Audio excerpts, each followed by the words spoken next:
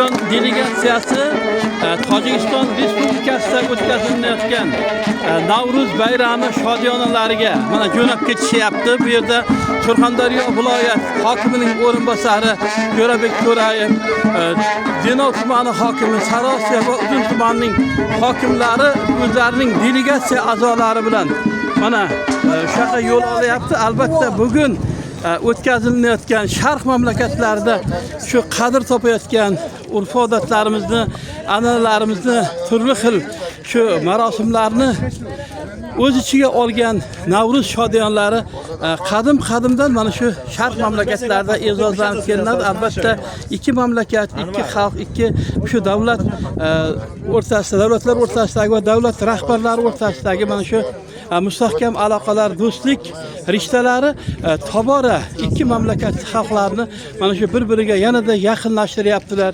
Juda ko'plab investitsiya loyihalari ishlab chiqilyapti hamda mana shu bordi keldi xudo andachilik va mana shunday to'y tomoshalar bir-birining shu yaxshi yomon kunlarda birga bo'layotgan ikki xalq o'rtasida o'ylaymizki, bundan keyin ham mana shu mustahkam aloqalar iplari mahkam bog'lanaveradi. Hammangizda bayramlaringiz muborak bo'lsin.